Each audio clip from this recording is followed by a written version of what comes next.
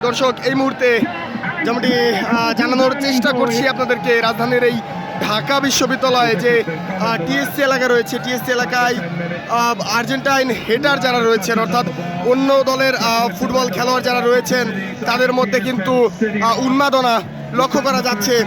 বলে রাখতে চাই 67 মিনিটে সুইজারল্যান্ডের গোলে সমতায় ফিরল সুইজারল্যান্ড।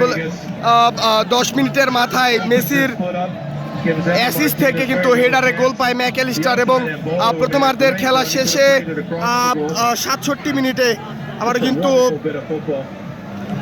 সমতায় ফিরেছে সুইজারল্যান্ড। এবং আমরা দেখছি আর্জেন্টাইন ভক্ত যারা রয়েছে তাদের মধ্যে কিন্তু অন্য ধরনের এক ধরনের নীরবতা নেমে এসেছে এই গোলের পরে। বলে রাখতে চাই রাত 2টা থেকে কিন্তু আর্জেন্টাইন ভক্ত যারা রয়েছেন একে একে এই টিএসসি এলাকায় এবং ঢাকা বিশ্ববিদ্যালয় এলাকায় আসা শুরু করেন। তবে বৃষ্টির জন্য বিগত ম্যাচগুলোর মতো তেমন চিরচেনা সেই ভিড় না থাকলেও বেলা বাড়ার সঙ্গে সঙ্গে আমরা দেখছি কানায় কানায় পরিপূর্ণ এই মুহূর্তে রাজধানীর এই পায়রা চত্বর এলাকা। এবং 10 মিনিটে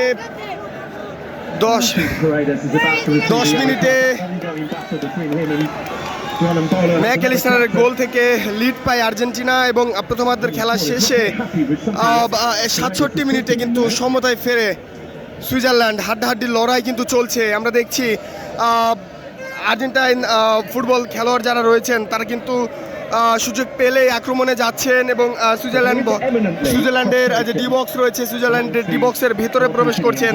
অপরদিকে আমরা দেখছি সুইজারল্যান্ডের খেলোয়াড় যারা রয়েছেন তারাও কিন্তু পাল্টা আক্রমণ চালাচ্ছেন। বিশেষ করে যে কাউন্টার অ্যাটাক সেটি কিন্তু আমরা এই ম্যাচ থেকে সুইজারল্যান্ডের কাছ থেকে দেখতে পারছি।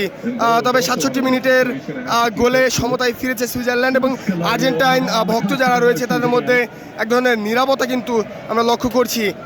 তবে পছন্দের প্লেয়ার লিওনেল মেসি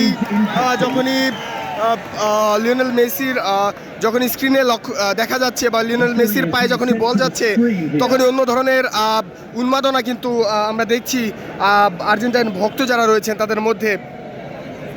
দর্শক, যেমন বলছিলাম, বৃষ্টি উপেক্ষা করে বৃষ্টিতে ভিজে পছন্দের দলের খেলা দেখতে অনেক আর্জেন্টাইন ভক্তদের এই টিএসসি এলাকায় লক্ষ্য করা যাচ্ছে। এবং could have a case. It looks like he's jumped in the air right there before any contact at all.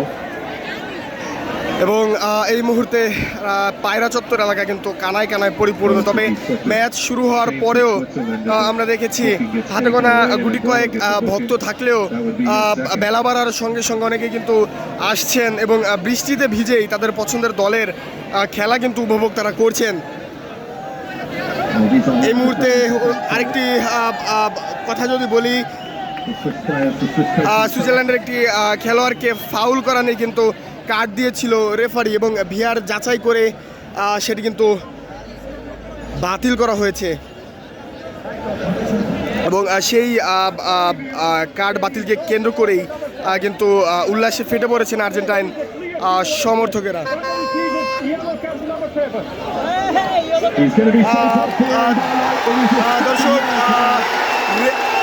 দর্শক, Argentine D Paul This is quite remarkable. I think there's going to be a lot of people, more than Switzerland, upset with a decision like this and a game of this magnitude. I feel really sorry for Embolo. দর্শক, আমরা দেখছি একজন Argentine ভক্ত, তিনি কিন্তু Messi টাকা লাগলে টাকা নেই 2030 সাল ব্রাজিলকে দে এমন ধরনের প্লে কার্ড হাতে নিয়ে এখানে খেলা উপভোগ করতে এসেছেন। তবে সর্বশেষ তথ্য যেটি বলি, 67 মিনিটে সুইজারল্যান্ড গোল পায় এবং সেখান থেকে কিন্তু সমতায় এসেছেন সুইজারল্যান্ডের খেলোয়াড়রা এবং সুইজারল্যান্ডের একটি খেলোয়াড়কে কিন্তু লাল কার্ড দেখিয়েছেন রেফারি, সেটি আমরা দেখছি এবং সেই লাল কার্ডকে কেন্দ্র করে কিন্তু এই মুহূর্তে টিএসসির এই পায়রা চত্বরে ভুয়া ভুয়া স্লোগান দিতে দেখা যাচ্ছে আর্জেন্টাইন ভক্তদের। From the Swiss club.